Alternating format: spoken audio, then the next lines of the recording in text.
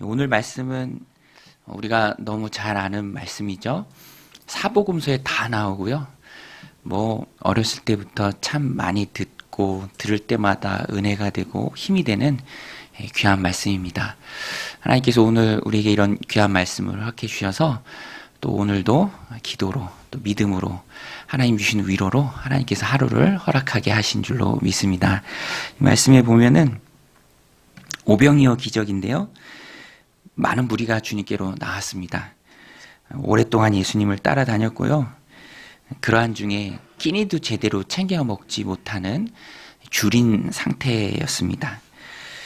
어둑어둑해져 갈 때 주님께서는 따르는 무리가 더 이상 굶지 않도록 또 기진하여 돌아가다가 길에서 어려움을 당하지 않도록 먹을 것을 주자라고 제자들에게 말씀하세요. 그런데 지금 있는 곳은 마을과 좀 떨어져 있는 곳이죠. 이런 상황 속에서 주님께서는 제자들과 의논하십니다. 5절에도 보면 우리가 어디서 떡을 사서 이 사람들로 하여금 먹게 할까. 특별히 이렇게 예수님께서 제자들의 의견을 물으신 이유가 있는데요. 오늘 성경이 그것을 잘 말해줍니다. 제자들에게 예수님께서 물으신 이유는 다른 게 아니라 제자 중 빌립이 어떻게 반응하시는지를 시험하신 것입니다. 주님께서는 이미 이 상황 가운데서 주님이 어떻게 행하셔야 할지를 다 알고 계셨습니다. 그러나 제자들이 어떻게 반응하는지, 특별히 빌립이 어떻게 반응하는지를 알고 싶으셨어요. 그래서 주님께서는 빌립에게 말씀하십니다.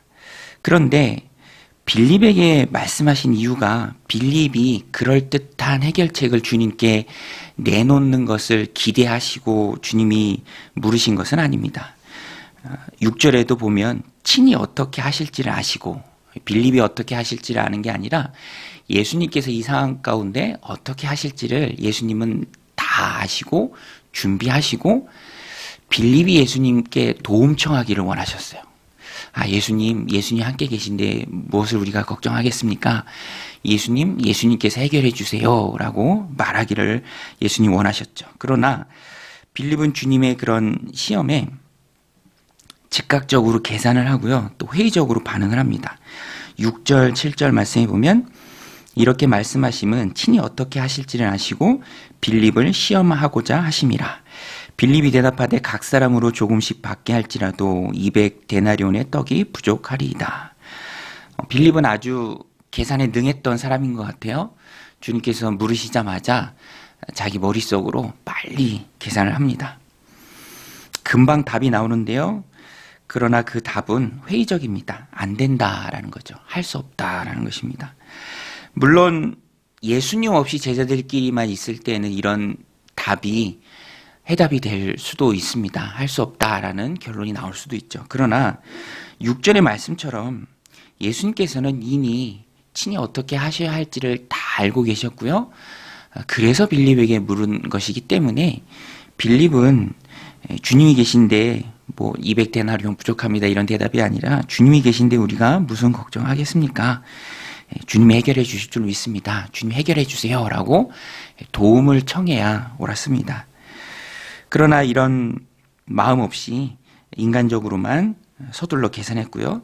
곤란한 문제 가운데 해답을 얻지 못합니다. 반면에요. 오늘 본문에 보면은 빌립과 대비되는 제자가 한 명 있습니다. 안드레인데요. 안드레가 오병이어를 근거로 주님께 말씀을 드립니다. 여기 한 아이가 있어서 보리떡 5개와 물고기 2마리가 있는데 근데 이게 얼마나 되겠습니까? 이 많은 사람들에게 얼마나 되겠습니까? 라고 말하죠. 안드레가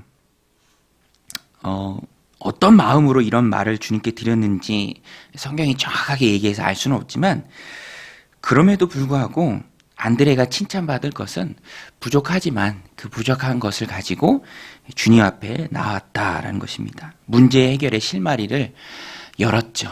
부족한 것을 가지고 주님 앞에 나왔습니다.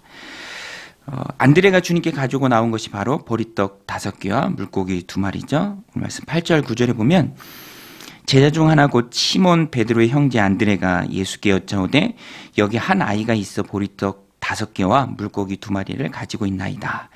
그러나 그것이 많은 사람에게 얼마나 되겠사옵나이까.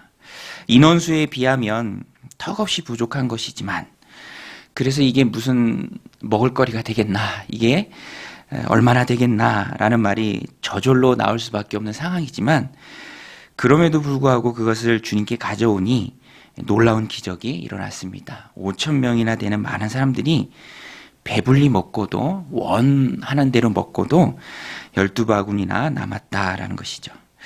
오늘 이 말씀을 통해서 우리가 깨달아야 할 것이 있습니다. 그것은 주님의 시험은 언제나 믿음과 신앙을 돈독하게 하기 위해서 주어진다라는 것이죠. 오늘 말씀 6절이 핵심인데요. 주님께서는 무엇을 행할지 다 알고 계셨습니다. 그래서 빌립에게 물어본 것이죠. 이런 시험은 악의의 시험이 아니라 믿음을 더 키워주기 위한 시험이죠. 해결할 수 없는 문제를 해결해 주시고자 주님께서 물으신 것입니다. 그러므로 오늘 우리도 하나님 주신 인생을 살아갈 때 나의 힘으로 어찌할 수 없는 문제에 직면할 때가 있습니다. 내 힘으로 어찌할 수 없는 문제, 마치 5천 명이나 되는 많은 사람들에게 먹을 것을 주어야 하는 그런 때, 내 힘으로 어떻게 할 수 없는 그 때가 있죠. 그런 문제를 직면할 때가 있습니다. 그때 우리는 인간적으로 먼저 계산하기보다는 주님께 그 문제를 가지고 나와야 한다라는 것입니다. 왜냐하면 오늘 본문에서 우리가 잘 알고 있는 것처럼 주님께서는 이미 무엇을 행할지 다 알고 계십니다. 그리고 내가 주님께 손을 뻗어서 도움을 청하기를 원하고 계십니다. 도우실 준비를 하시고 주님께서 물으시는 것이죠. 그래서 안드레는 부족한 것이지만 주님께 들고 나왔을 때 놀라운 기적이 일어났습니다. 오늘 우리가 세상을 살아가면서 겪는 여러 가지 문제들이 있습니다. 그 문제들 속에서 그 문제들 직면할 때 우리가 잊지 말고 명심해야 하고 기억해야 할 것은, 그것을 내가 어떻게 하는 것이 아니라, 내가 인간적인 방법으로 해결하려고 하는 것이 아니라 우선은 주님께 들고 나가는 것이죠. 계산보다 기도가 먼저다라는 것입니다. 여러분, 기도가 최고의 문제 해결 방법인 줄로 믿습니다. 그래서 우리는 내가 해결할 수 없는 많은 문제들 직면하죠. 관계 속의 문제, 사람의 문제, 또 직장의 문제, 자녀들의 문제, 수없이 많은 문제들이 있습니다. 그때마다 이미 도우실 준비를 다 하시고 무엇을 어떻게 행해야 할지 예수님 다 아십니다. 그 예수님께, 예수님 계신데 내가 뭘 걱정하겠습니까? 예수님 해결해 주세요. 예수님 기도합니다. 내가 주님 앞에 무릎 꿇고 부르짖습니다. 주님께서 해결해 주실 줄로 믿습니다. 라는 그 마음으로 문제를 들고 주님께 나와서 해결받는 그런 은혜의 종들이 다 되시길 바랍니다. 예수님께서는 안드레가 가지고 온 오병이어를 사람들에게 나눠주시기 전에 먼저 받아서요, 하나님께 감사의 기도를 드립니다. 오늘 말씀 11절인데요. 예수께서 떡을 가져 축사하신 후에 앉아있는 자들에게 나눠주시고 물고기도 그렇게 그들의 원대로 주시니라. 떡을 받아서 축사하셨다. 감사 기도를 드렸다라는 말씀입니다. 물고기도 그렇게 하셨다. 그리고 원하는 대로 주셨다. 그러니까 5천 명이 다 먹고도, 배불리 먹고도 12바구니나 남았다라는 것입니다. 주님께서 기도를 드리시는 장면이 참 인상적입니다. 먼저 사람들로 하여금 식사 대용으로 앉게 하시죠. 그리고 식사가 되는 보리떡 5개, 물고기 2마리를 들으시고 하나님께 감사의 기도를 드렸습니다. 유대인 가정에서 일반적으로 볼 수 있는 풍경이죠. 우리도 먹은 음식 먹을 때 하나님께 음식 주심에 감사의 기도를 드리죠.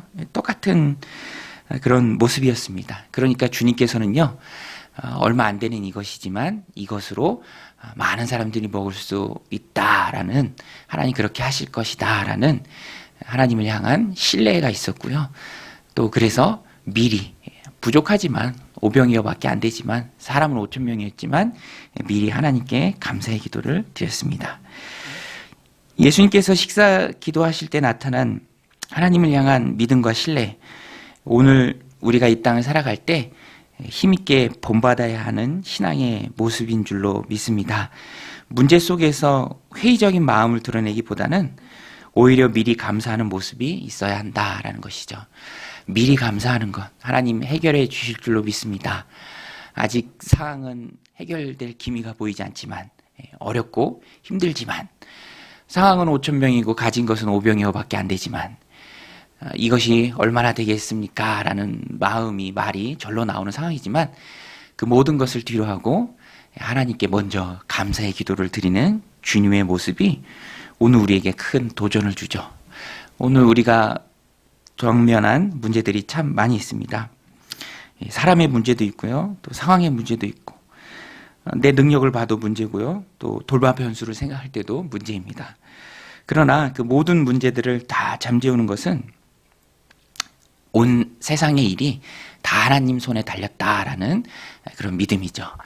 하나님 손에 달렸기에 내가 하나님 앞에 감사합니다. 미리 감사합니다.